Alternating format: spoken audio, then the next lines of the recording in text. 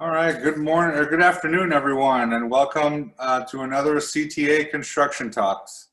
My name is Juan Pablo Prieto, and I serve as the Director of Diversity Programs at CTA. Diversity Programs is responsible for CTA's Disadvantaged Business Enterprise, or DBE, Small Business and Workforce Initiatives programs. The Construction Talks webinar series is brought to you by the Workforce Initiatives Group, which focuses on finding training and career opportunities on CTA contracts, with a focus on assisting individuals from economically disadvantaged areas. Before we begin, I would also like to thank CTA's Red and Purple Modernization, or RPM team. RPM is CTA's largest capital investment to date. The total project budget is $2.1 billion, that's billion with a B, and the construction contract is $1.2 billion. We are estimating over 2 million labor hours on the project, and we are just getting started. So if you are looking for a job in the building trades, please contact one of our workforce partners, the Chicago Cook Workforce Partnership or Hire 360. We will have their contact information at the end of today's presentation. Today we are joined by the Bricklayers and Allied Craftworkers, as well as our friends at the Construction Industry Service Corporation, or Cisco. Let's do some introductions, starting with Cisco. Good afternoon, everyone. My name is Dan Allen. I'm the director of Cisco, and we help to recruit men and women into all the different building trades. Good to be here. Thanks, Dan. Now for our friends from our new friends from the Bricklayers and Allied Craftworkers. Hello, good morning. My name is Jose Miramontes. I'm the apprentice coordinator for PCC, or also known as Tuck Pointers. We're part of the BAC.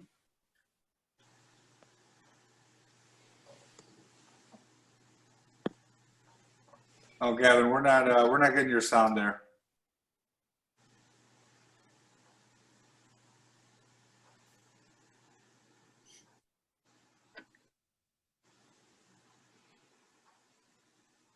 No. Stan, why don't you go while we... All right, good afternoon. My name is Stan Kolasik. I'm the apprentice coordinator for Bricklayers and Plasters. Perfect. Let's see, Gavin, if you got yours.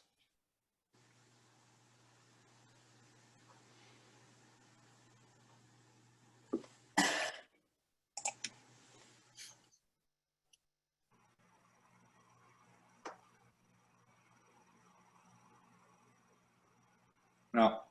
All right, no worries, Gavin. We will we'll get the presentation started and get your introduction on the back end here. So thank you, gentlemen. Last week, the CTA team toured the BAC's apprentice training facility to get a feel of the training and skills required to perform this work. So let's take a look at the tour, and don't forget to drop your questions into the Q&A so we can answer them after the video.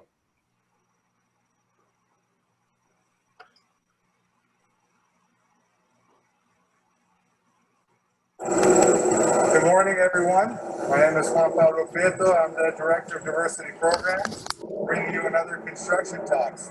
Today we're here with the Bricklayers and Allied Craftworkers, which includes bricklayers, tuck pointers, tilers, plasters, terrazzos, and marble setters. So we'll get into all the details of what those trades cover. Come on in.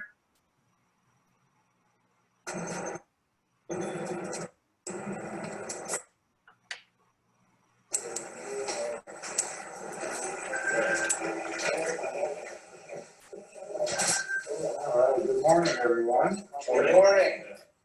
So, as I said, at the entrance here, we're with the Bricklayers and Allied Craftworkers. I'll have everyone introduce themselves.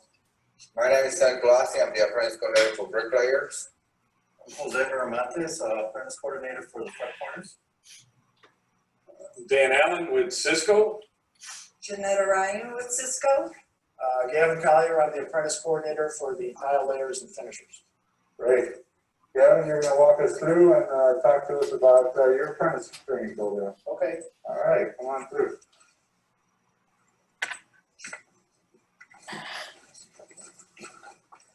One of the things I want to point out is that even though we trade multiple crafts here, the application process is the same for all the crafts. So when you would come in, you would fill out the application, and you would, at that point, you would choose which craft you want to apply for. Basically, we require a $20 application fee, a birth certificate, a social security card.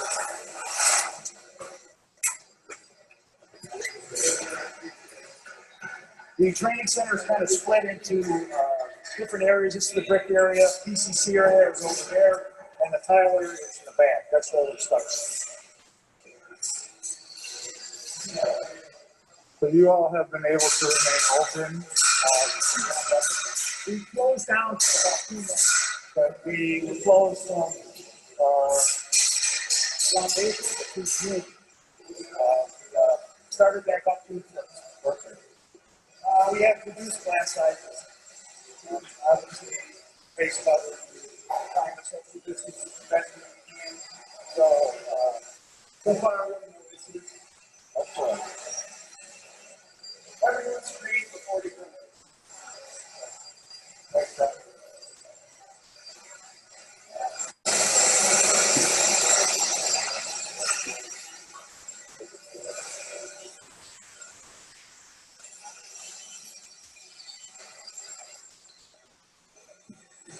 So what we have here is we have both tile setters, tile layers, and finishers training today. These two guys here are working on it's an industry certification that they need as part of our apprenticeship. So they're being tested today. So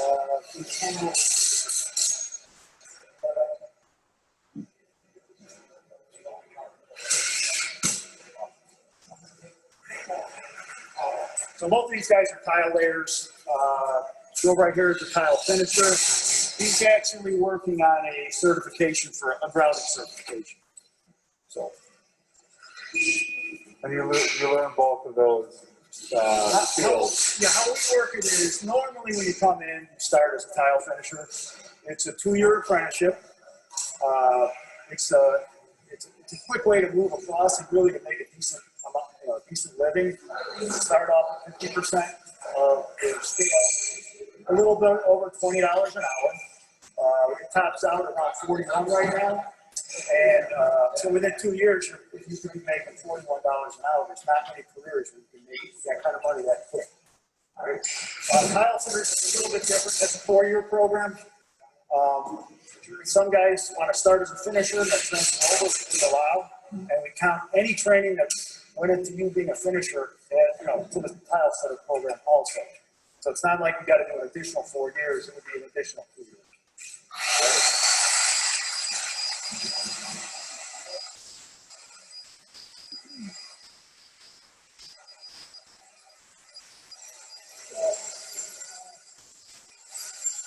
One thing you got to realize about our trade is probably 50% of the work we do doesn't actually not installing tile. It's getting compressed, putting in membrane. So that's kind of what these guys are training on today. They're putting in membrane and getting it ready to tile. And the dust behind the tile. Yeah, the dust. They're responsible for the whole tile in the wall.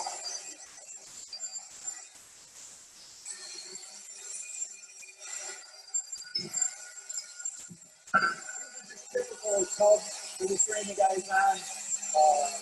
Stuff that we do see, condos, hotels, stuff like that. So this is just a model of a little bit. So when you're building new hotels in the city, you're supposed to come in and make those bathrooms nice and beautiful. Hotels, condos, all other kind of stuff. So we do. Hey Dan, this is Dan Cosgrove, one of the instructors. You want to just explain what Jose's doing here? Jose's doing a layout right now for a third bend 12 by 24 tile.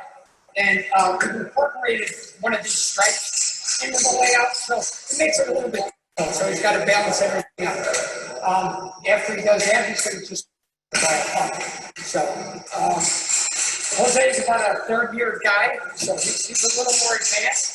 So he can do a little more. So we're kind of starting some of the basics here, but we're just going to get into the stripes and the 12 by 24 together. Yeah, so you can see with this kind of work, the importance of maps. You got to kind of know your maps. As we move over here, this layout is a little basic. Well, I'll show you what the project we're working on out over there. It is a little more complicated.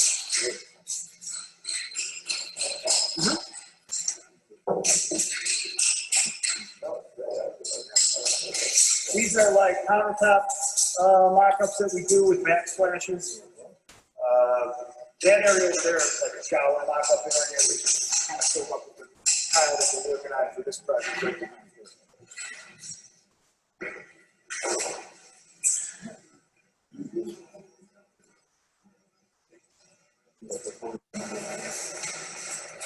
So I don't know if you can see what this is going to be. We're actually, Dean, I'm going to let you explain this project. All right, great.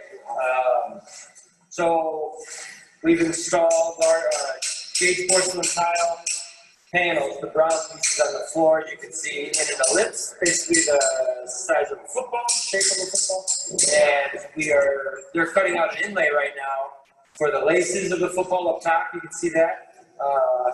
Ricardo's working on that, and then Alberto's working on the border. There's going to be a 5.5-inch blue and orange border that gets dropped in between what you can see with the black and white and the brown. And you can see we've got a template for the Chicago Bears logo with the center. We're going to eventually cut that out and put that in as well in a blue and orange and white, typical Bears logo. We're getting ready for the Super Bowl run. That's exactly what we're doing, yes. And if you look at these pieces around the perimeter, that's kind of what I was talking about with the layout. Each one of these pieces is marked off of the center. It's a pretty giant trailer bar, and that's how they marked all these outside cuts. You can see it really well from the mezzanine upstairs. I don't know if you have the time to head up there. You can see it very good from up there. And Roberto right here is one of our apprentices that I met about 2 years ago. I met him and his wife at a career fair and at the electrician's hall. And within about 2 months, he was in the union. So it's a pretty good success story. He's one of the guys that you hear about. I met him. I was able to place him about 2 months later. We tested him out here because he already had some experience as a tile setter. So we were able to start him as like a third-year apprentice as opposed to the first-year guy. So, Roberto, do you mind telling us a little bit about your story? ¿Puedes decir un poquito de cómo entró al sindicato? Oh, sí. Yo fui a una feria de una exposición de las uniones y ahí él me contactó y me vio, me habló. Ok. ¿Y ya tenías experiencia instalando? Sí, poco de experiencia y vine aquí con él y me enseñó. ¿Y cómo te ha ido el entrenamiento? Muy bien. Bueno, muchas gracias.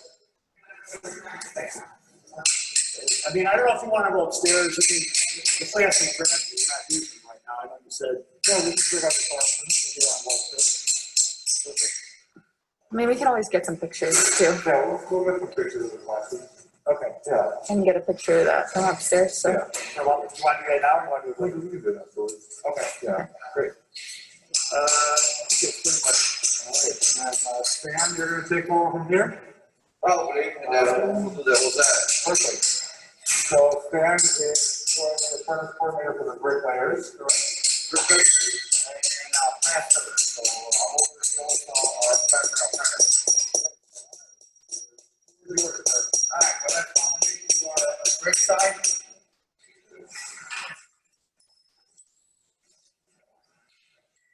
As far as our brick apprentices and plasters, they all start at 50%. It's a 3-year program. We start 50%, which is $22 or something an hour, and over 2 years, we'll move on to the post cycle. A little over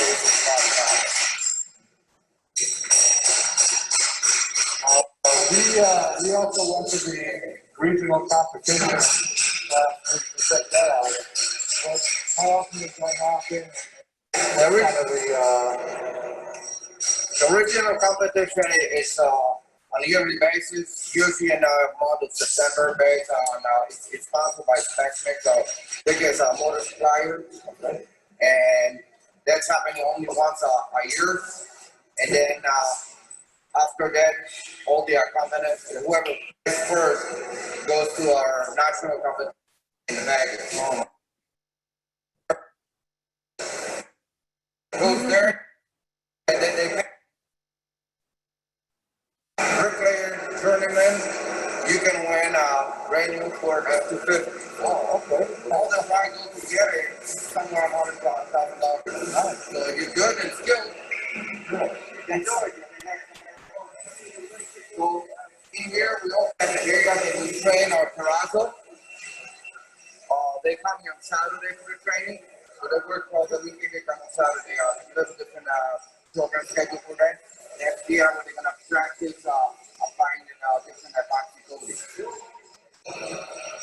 can you explain a little bit, for those of us who don't know, what is terrazzo and what is the epoxy coating? Where would you see that normally? Okay, terrazzo, I mean, we've all seen it. And most people at airports, schools, all the floor, when you walk on the floor, it's nice and smooth, and like little rocks that are grind down and shiny. It's the most expensive floor to install, but it's, in the long run, it's the cheapest floor you can get.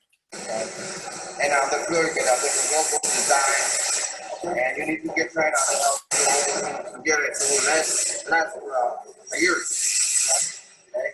Makes sense to going to the airport because many people that walk through there. Right.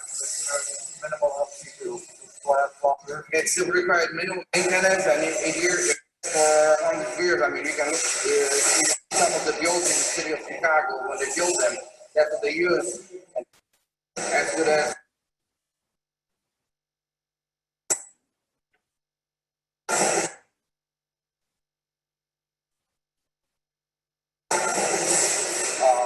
different products. It's another workplace these days. We have what we call the ranking wall system. It's a little different technology. Things are changing. Not necessarily water to be the joint. That's our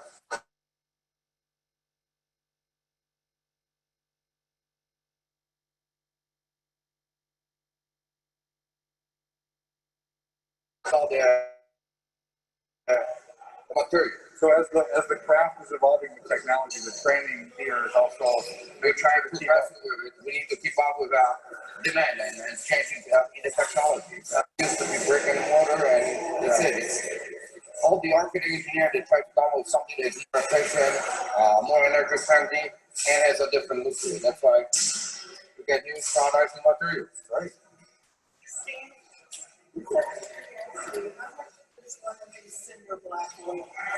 The typical, what we call 80, these are 6 inches, just a little narrow. 80 flat weighs about 30 to 35 pounds. So part of being in our trade, you get to be physically fit. You have to be able to live about 40 pounds. That's pretty much typical on a daily basis. There are some like a little habit, and I work as a team, two bricklayers who live in one unit. Commercially, I've lived a lot of good stuff by myself. There's only so much you can do, right? There's the old apprentices builders, we call it illusion wall. If you stand back, you can see that the lines are crooked. yeah. But they're not. Oh, yeah. Oh, wow. So this is something that every apprentice does, is learn how to do this. They got Yeah. this eye and hand coordination to maintain nice equal joint.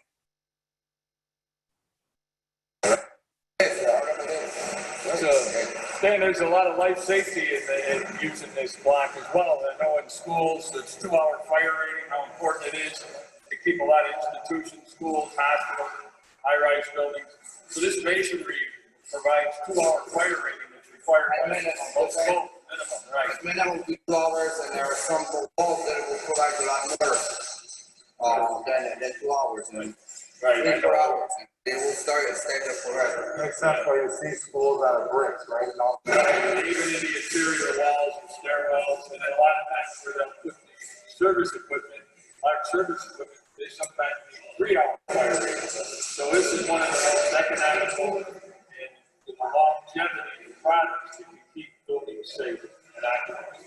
Also, with that, they need something that's soundproofing, okay? So when you use the masonry, it's a dividing wall. You get good property of soundproofing one from the another.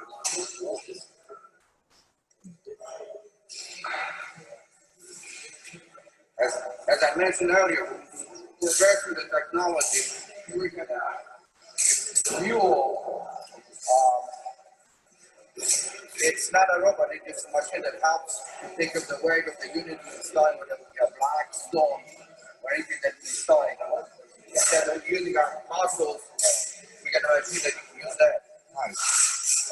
Less stress, working longer, right? Right, you can work longer, and put it less fatigue. When you get older, it's easier. We have females in our trade, so also.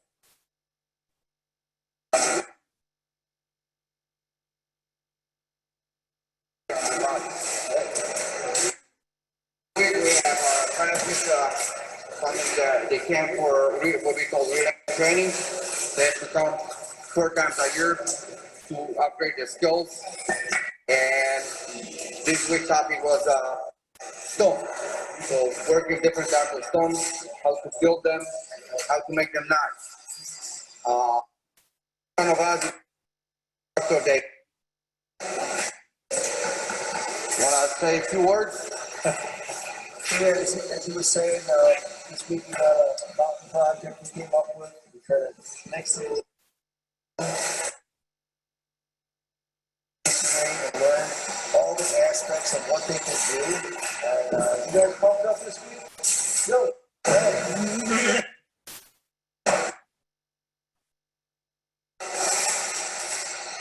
Next year, you guys are going to working on dimensional stone. We're learning how to pattern what to do and also what not to do.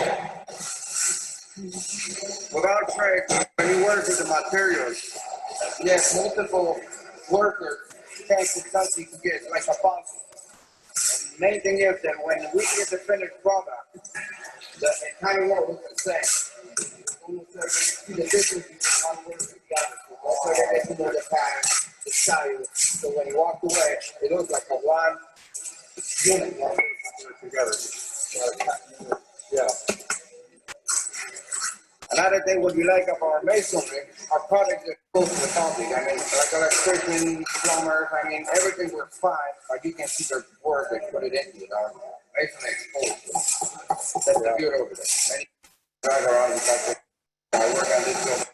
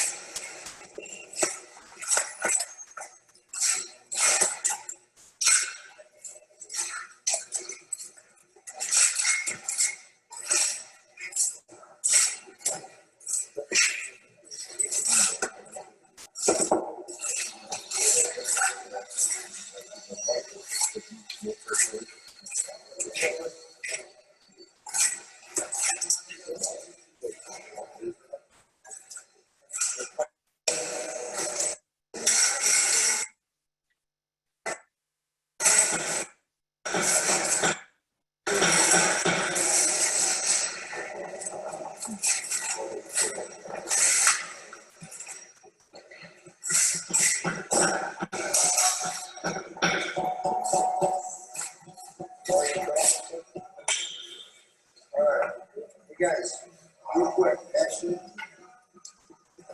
So when you guys are buttering the brick, you're not getting caught in there, that's why it's going to drag and fall up. Let the trowel up, go back on the edge, around, forward, right. Really power in the foot.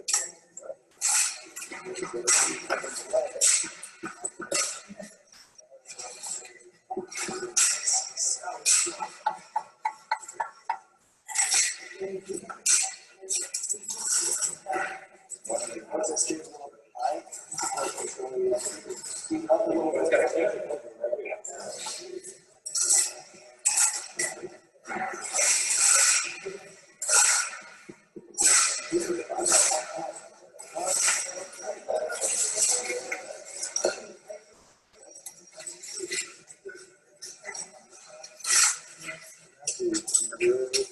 set. Awesome. Would you like to take one quick interview, just a few questions?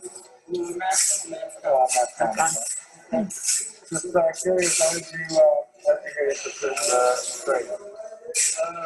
I was reading stuff about advertisement for Chicago in the trade. Okay. And I called them, and I worked with them, so they Great. so I went through it. And how long have you been an apprentice for? 2.5 years. What kind of projects have you worked on so far? I've done schools, churches, Okay.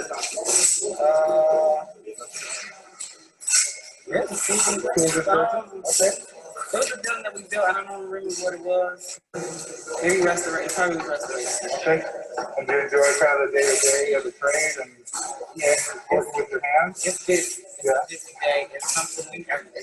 What advice would you give to someone thinking about the trade, maybe someone in high school or high school? What should they focus on? What kind of skills?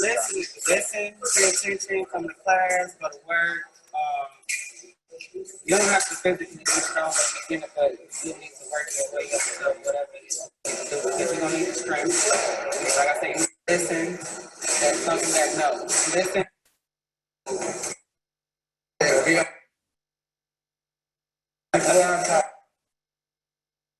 go home if you don't. Thank you. All right. Me? No. I'm gonna mess it up. Yeah. Doug, you want to get This is Doug Kusha, our chief operation for RPM. He's like this. Oh, look at that. All right, we got no credit for it.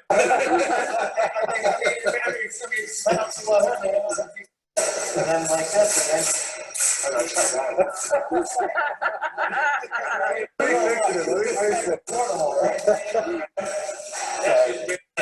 see. Yeah, there you go.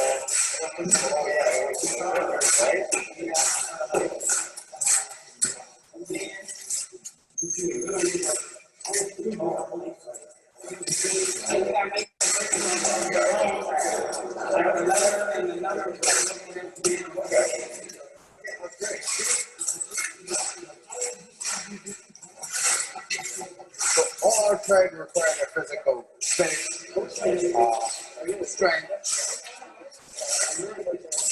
We all gotta work on some elevated platform scaffold. So first with preparing trade mastery, you got to be able to work on high. Bricklayers, and we're moving many to the PCC. We're working on a soft-funded scaffold. Definitely cannot be afraid of the high. So that's not a requirement that you got to have it yourself. You have to be afraid to go on high. So here we have the hygromobile and the wall in front of the hygromobile scaffold. It's to practice how to install the rescue wall system.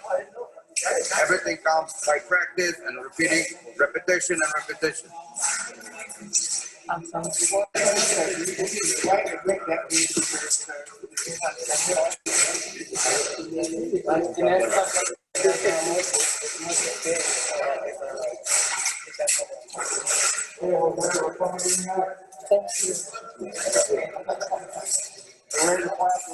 Let me know if we need to speak louder. Yeah, a little bit of the mouth. Yeah, we're ready for you. Yes, very good. Hello again. My name is Jose Miramontes. I'm the apprentice coordinator for PCC, stands for Pointers, Cleaners, and Talkers, and we're also referred as Tuck Pointers. So I'm going to give you a little tour of our training area here at the training center. As very well as Gavin and Stanley Klein mentioned, we are the second largest training center in the United States from our international union, which our main center is out in Bowie, Maryland. So I'll give you a brief tour. I have a few apprentices here today, so we'll watch this outside. So a little history on our trade. We started with 6 Irish immigrants in the city of Chicago. They were referred to as storefront cleaners. That was in 1898. In 1938, they joined the International Union of Bricklayers. And at our peak in 2004, we had roughly 1,700 members part of our union. So with that, we do a little bit of everything. We do concrete restoration, masonry restoration, we do caulking, we do cleaning of the buildings. So we have a very good variety of work that we do. And like everything else, I think for our apprentices here, if we could get on the good foundation, the principles and basic training elements here, and working with our contractors, they do their work outside. So our program is about 3 years, 3.5 years. We don't work year round. So our contractors, usually lay off our members in the winter time because we can't go on something both. So that's one of the things I always like to point out to electrical time. We sometimes we don't year round, maybe 2-3 months out of the year that we're laid off. But in the long run, like I said, 3.5 years, all the training is free. Also, one of the good items is we do get a stipend. Depending on what percentage for our apprentices, they start at $80 a day, $100 a day, and $120. So that's a bigger, that's incentive for them. And here, they clean their days like that, and then they get a stipend. So it helps them out with the gas and everything. Come out here. So what we'll do, I'll take you to where we do our training for truck pointers. Great.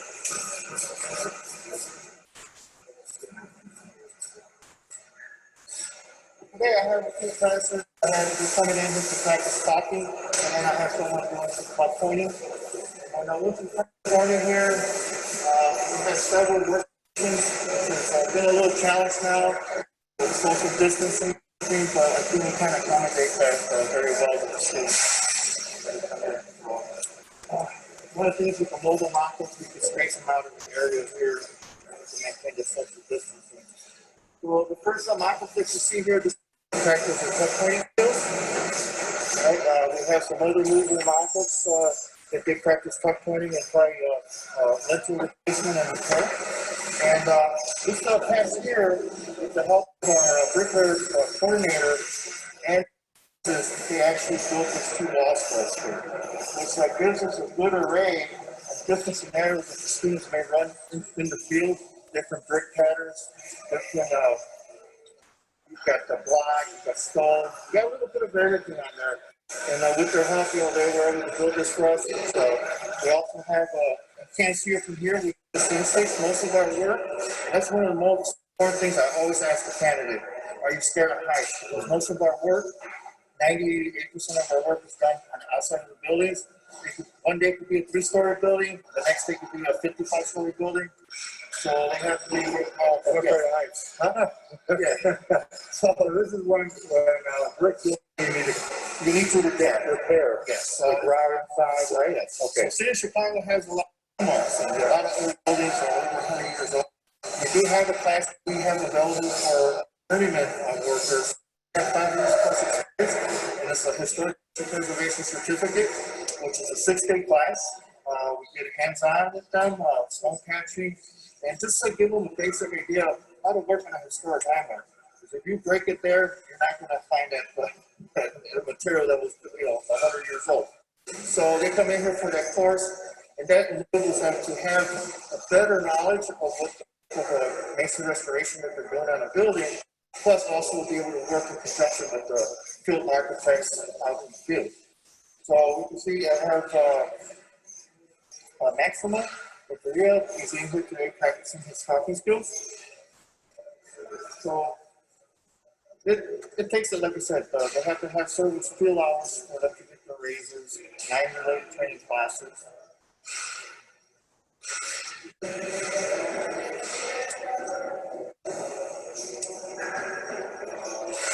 As we can walk over here, I'll take it to the other side. We'll have someone doing some pointing. Yeah, I'd like to just say, one of the things I know how critical you were talking about, how Chicago, a lot of major cities have older buildings.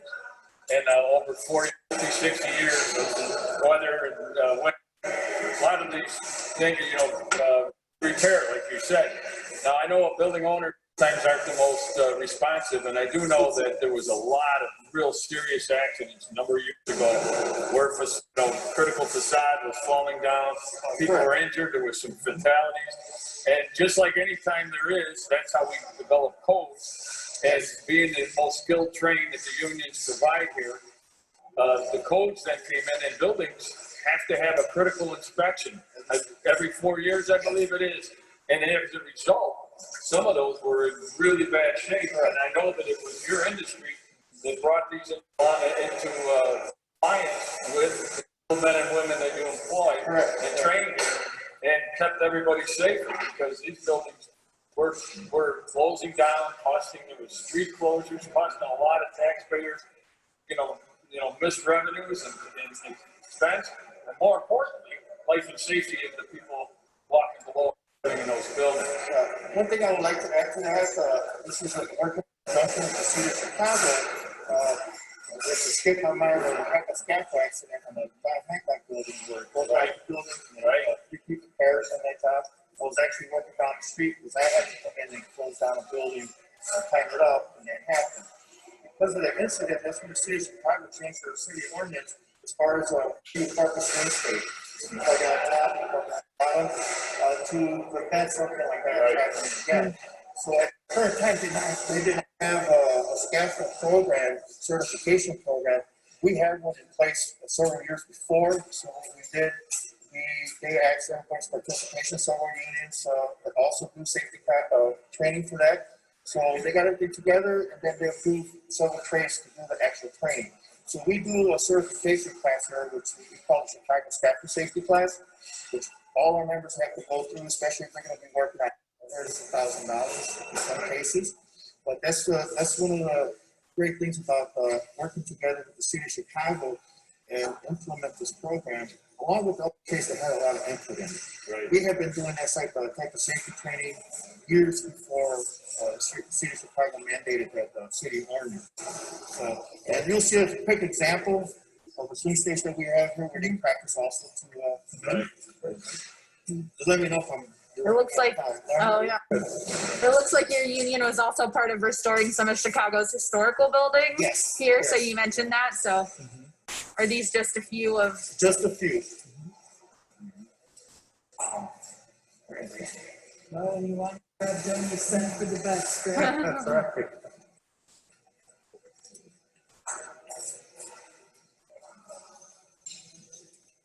So as we come along here, I have an apprentice here, Jeremy Woodlock, which in actuality, he's second generation tuck.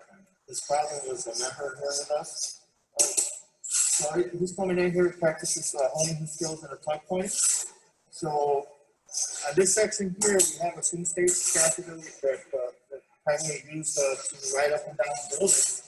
So we have our apprentices sometimes take this down and put it together, get them oriented. There's several different brands of scaffolding equipment. This is just one of the equipment that we were able to pick out from Sky Climber. And they actually, this a good price. We're not using this to make money, so this is for training purposes. Right behind you, we have some of the systems that are installed on the top of the buildings on the roof system. This is where you have your counterweight. We don't have any counterweights on them right now, but this is where you will have your scaffolds through a drop-down cable that will go to your motor. And this is what helps you go up and down the buildings on the Chicago buildings, on the Chicago landmark.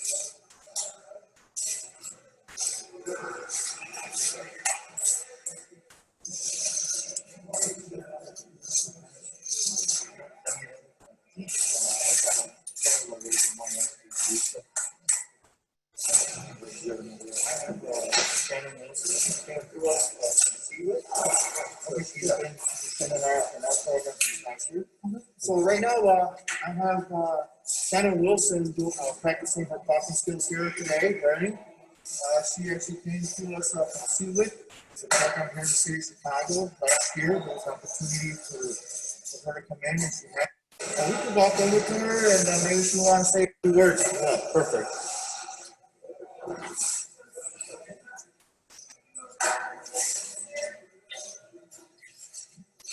Hi, Shannon. How are you? Good.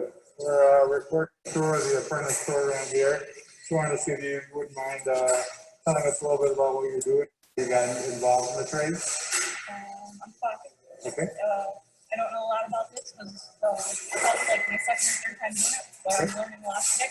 Great. I got into this trade by a soccer trade. So I went to Chicago Women's Trade, which is a school that helps women learn about construction and it's basically if you want to go in the field, but where you want to work with your hands and work with other people and just love what you do. So like teach you everything you know. And I'm not a good public speaker. So It's okay. It's okay. How long have you been an apprentice for? about a year. About a year. Okay. You're liking the work? I love it. Excellent. Excellent. Thank you.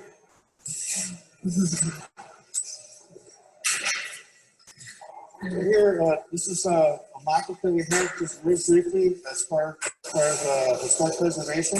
This is a terracotta mock-up that the actual company donated for practice purposes.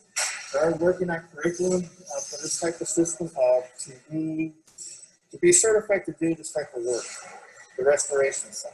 So most of our buildings now are not inspected with the terracotta, so we go out there and we do the actual take out the bad units, like Dan was saying at a certain point. We had a lot of failures on these buildings, and it was happening. Some people getting hurt with a lot of property damage. So this is just a little array of what we actually do here with the trade. So, and sometimes we have, prior to COVID, we would have about 60 apprentices here on Saturdays. With this now, we have to limit that to 10 students per instructor and social distancing. One of the things that has helped me to still have more students is we are doing 2 community jobs on the field.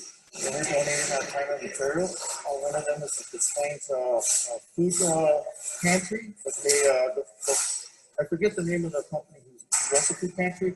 The city of Displays donated that building, and now it's going to be the food pantry. So we were out there doing high pointing, grinding. We had a few bricklayer apprentices go out there as well to do some brickwork. So that allowed me to have more students on Saturdays because now they're working on the field. The open air and still maintaining social distancing. We are doing another project on the south side at Wolf Lake in the Harwich neighborhood. We've been there since the beginning of the summer too. That allows me to have more apprentices out there. If not, I will only be limited to about 20 students here on the weekends. So since last year, we've seen a good surge. Again, last year we couldn't do what we were doing last year. Sometimes I had one day max capacity. We had about 70 apprentices that come in on the summer. So during the year, in the wintertime, they come in, we'll try to go through their safety classes, and then they come in here for 2 weeks. Then they have the rest of the year to comply with the Department of Labor.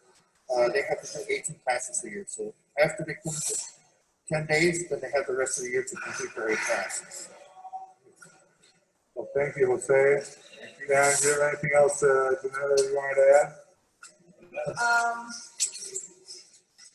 I work with all 24 trades, and I'm not supposed to say who my favorites are.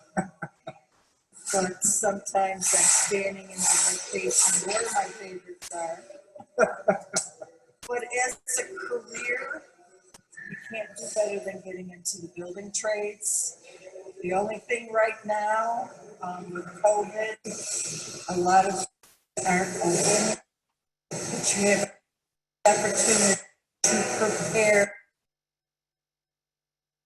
get your driver's license, make sure you have a diploma or GED, physical shape, and stop smoking the way you think.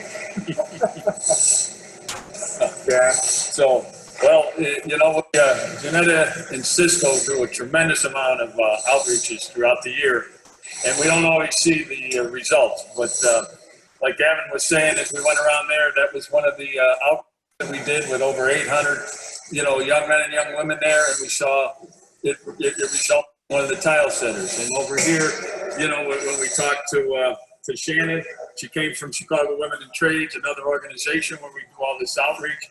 So what it is challenge yourself out there. You can get into a career for life, like Janetta said. Prepare, apply to these trades, And if you come with a strong work ethic and a willingness to learn, you'll have a tremendous career and be proud of buildings that you build and restore like we've seen today. So really jump into this because it that you put in will pay off. Nothing better than a skill. Well, we want to thank the Bricklayers and Allied Craftworkers and Cisco for getting us this tour today, and we'll see you on the webinar so you can ask your questions. Thanks, everyone. See you soon. Great. Welcome back, everybody. Thank you. Hopefully you were able to get some good information from there. We hope you enjoyed the tour of the Bricklayers and Allied Craftworkers Apprentice Training Facility. So we are here with the folks responsible for that training and our good friends from Cisco. So let's dive into any questions here. Remember to submit your questions through the Q&A feature. Gavin, were we able to get your microphone working here? Let's see. Can you hear me?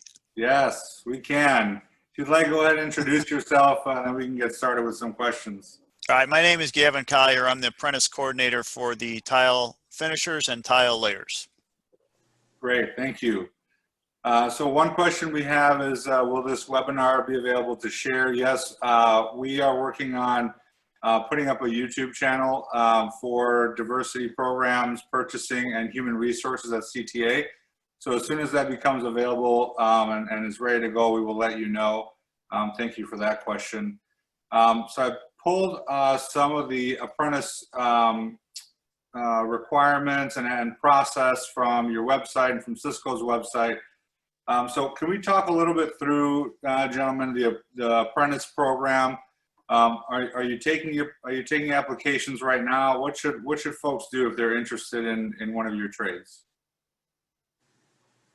For tuck pointers, and I think for all the trades here at our training center, we do take applications year round. Once we accumulate we do have a pre-job program. For tuck pointers, we have one a year. For bricklayers, I believe is 3. And Stanley could talk a little bit further on that, and so as well as Gavin. But once we tally all the applications, we notify everybody for orientation. So they could come in depending on what trade they chose to put their application in. So they all, get about an hour. And then after following that, in order to do the placement testing, they do have to attend the orientation. And Gavin was saying on the during the tour, it's one facility, but you do, when you fill out the application, need to identify which trade you'd like to go in. Is that correct? Yes. Okay, great. You can apply for multiple trades, but then that requires you to pay the $20 application fee for each trade that you want to apply for. Okay, that makes sense. So if someone's maybe got an interest in a little bit of both and they don't mind putting in 2 applications, they can try it that way. Right. And Jose, you were saying that you have a do you have any sort of pre-apprentice program, any of the trades here? Yes, we do. We started up about 2 years ago. We had suspended that for about 5 years. It's all depending on demand for the workforce. So we've had 2 in the past years. This year's we had to cancel due to the shutdown that we experienced during those 2 months. So coming up this next year in January, we'll probably be sending out notices to everybody who applied for the tuck pointers that when we're going to have orientation. And after that, placement testing takes place. And from there, what we also do an interview session. So we tally everybody's points, and then from there we base who gets into the program. Between 1 and 20 people at a time. Great. We've got a question here from Maureen. Stan, maybe you can take this one. How many apprentices are expected for bricklayers and Gavin for tile finishers next year? I mean, it's hard to predict, but as of today, we're planning to have 2 classes, which will have 20 apprentices each in 2 classes. So our first class will start sometime in February. Our orientation will be sometime in January, and following week there will be aptitude test. our deadline for the first class, it's end of this year. So it's around the holidays, there's a deadline, and it's December 23rd, it's a deadline. And if you want to apply after that, you place in our second pre-job program. Unless something will change with the pandemic, then we have to make the adjustments for that. Yeah, as far as the tile layers go and the tile finishers, we had to cancel, like Jose said, we had to cancel our classes that were scheduled for last year, our pre-jobs. We also do pre-jobs. We do pre-jobs for both trades. And what we're going to do is we're going to reach out to the folks that had applied, passed the entrance exam, were scheduled for an interview when all this happened. And so we had to postpone the interviews and the class. Depending on how many of those folks are still interested would kind of determine if and how many people we would bring in next year. So we're not completely sure. The last thing we want to do is bring in people and not be able to get them work. Obviously, we want to be able to make sure we can get them a job. And that kind of determines how many folks we bring in. So it sounds like now's a good time to get your application in, make sure you got your documents in order for those potential classes next year. Yeah, and for those taking now's the time where you want to get prepared for that exam also. And there's a lot of things you can do to get prepared for those exams. There's a lot of community organizations that help with those exams, and there's online stuff that you can do online that, because it's, when you're talking about the type of money that these trades pay, it is pretty competitive. So you want to make sure that you score as high as you possibly can on the exams. Yeah, speaking about pay, we have a question here from Alejandro. How much is the pay as an apprentice? I know you covered a little bit of it as we were walking through the training center, but what's the pay for an apprentice? I think with us anyway, it starts off at 50% of the journeyman's wage, no matter what that would be. Whether a tile setter makes close to $49 an hour, and a tile finisher makes $41 an hour. The thing about us is it's not just that per hour, the wage per hour, it's also your benefit package too. You start paying into your benefits in full your first day on the job, so that accumulates quickly. And you're insured after approximately about 3 months. So. Great. And does that pay scale that scale at 50%, is that the same for the 3 trades through the BAC? For tuck pointers, our current rate right now is a little bit different. Again, they start at 50%, which is half of the journeyman wage. Right now, we're currently, for a journeyman, earns about $47.25 an hour, and apprentices that are coming in right now are at $23.63 an hour. But again, like Gavin mentioned, is what also that's included in there. Basically, maybe they're earning $72 an hour, which part of that money goes to pay for their insurance, annuity plans, and pensions. Great. Stan, how about the bricklayers? Same thing for the bricklayers. They start 50% of the journeyman scale, which is $23 with some change, plus all the other benefits that come with it, mainly health insurance, and they already started building that pension towards retirement. Great. We have another question here from a viewer, Damien. Where does the sponsorship come in the timeline of the application process? On the brick side, you get to, during when you file for the program, that's when you're gonna send a letter from your sponsor that they're planning to sponsor you. You still have to come for the orientation, but you don't have to take the aptitude test. It's a guaranteed spot for you in that class. Is that the same, Jose and Gavin, for you? For tuck pointers, we do have a few students that come through the pre-job program that some of our contractors have sponsored that want them to go through the program. But in other cases, another way to be able to get in as well is they'll come in, put an application in. We'll give them a list of our signatory contractors, and they have to do the footwork and the phone calls and contact some of these contractors and see if they will be willing to sponsor them into the program as well. Ours is kind of the same. I mean, you know, as long as they have a sponsorship letter from one of our signatory contractors, they can get into the pre-job. However, you don't need to be sponsored. I mean, that's important too. I mean, once you go through our pre-job, we'll work on getting you a job, but you don't have to be sponsored by a contractor.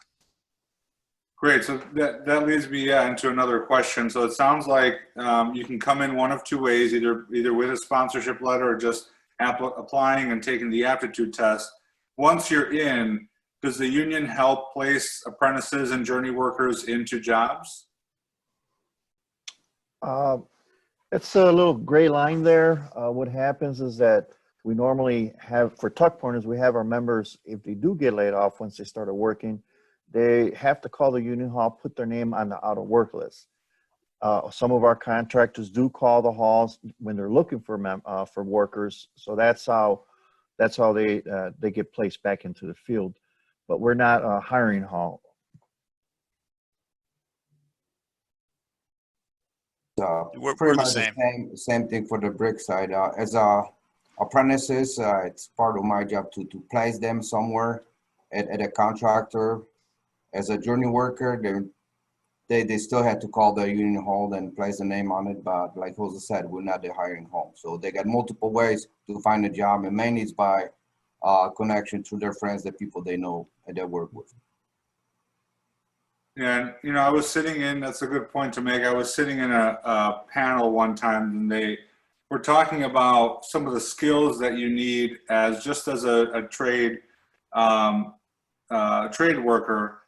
And one of them is networking, right? And making sure that you're networking with your fellow craft workers and the contractors that are part of these crafts to make sure that you can secure your next job. You know, is this something that you would say is a good skill to have in the BAC? I'll say for one, is very important. Sometimes that's how you find out about another job from one of your, ex co-workers or friend in the trade when their company's looking for new employees. So what other skills should folks focus on that are looking at these trades? And maybe we're have some viewers out here that are still in high school or just out of high school and are thinking about a career in the trades. What type of skills should they focus on to get into the bricklayers, tuck pointers, or tile setters? I would say across the board, the number one skill is math. Math skills is very important. When they do come into the program, we do have curriculum for that, where we teach them basic math, or for some students that probably been away from school for a while, it's just a little brush up on their math skills. And Dan, I know Cisco has some training and programs to help folks get prepared for a career in the trades. Can you talk a little bit more about the resources that you all offer? Yes, on our website, we offer information just like we were learning at the BAC on all the 22 different building trades. So we actually have an apprenticeship guide where you can learn just how to apply, because each trade has a little bit different scenario and protocol for their application. And we also are putting on these training videos as well. And we are going to be linking some of the training videos that you can go to get some of the math skills that are needed in the very near future, as well as our partners at Hire 360. They're partners with you. They have training videos already on there that can help with the math skills that will help with the aptitude test on the various trades. Great, thank you. Not seeing any other questions in the chat here, so I am gonna just wrap up with one more question. You all mentioned some of the pro bono work that you do, and I remember on the tour we were talking about, you know, that I had participated in an event a few years ago with Kaboom to build a playground, and there were some trades workers there. Can you talk about some of the pro bono work and donation work that you all do as part of the union? I can speak for the tile end. We do a lot of where we maybe for vets that need bathrooms remodeled to make them accessible. We do a lot of that kind of stuff. We do work with churches, you know, food pantries, stuff like that. That's great. That's great. Yeah, and we did get one more question here. In order to apply, do I have to wait until after I graduate from high school? No, they could come in and apply as long as they're 18 by the time if they come in through a pre-job program, as long as they're 18 years old by that time. Great. And then what type of questions can you expect on the entry exam? On the aptitude test? Yes. I'll be honest with you, I have not taken that test, and I have not really looked at some of the questions, but we do offer a study guide, which is they sell it here at the training center for $15, which is very helpful. Some of the apprentices that have come through the program that have taken advantage of that study guide said it helped them a lot. It's not the same questions and answers, but it's a generalization of what the aptitude test and what they should be expecting. Great. So that's available at your location Yes. in Addison there. Mm-hmm. Excellent. Anything else anyone wants to add before we wrap up here? All right. Well, you know, that's all the time that we have today. So before we go, make sure that you copy down the contact information for our workforce partners. We have the Chicago Cook Workforce Partnership and Hire 360. Reach out to them and talk to them about your future career in construction. Remember that CTA is always looking for enthusiastic individuals. So check out transitchicago.com/careers to see our open opportunities. Thank you again to the Bricklayers and Allied Craftworkers, Cisco, the diversity programs and RPM teams, and last but certainly not least, all of you for joining us today, and we hope to see you on a CTA project soon.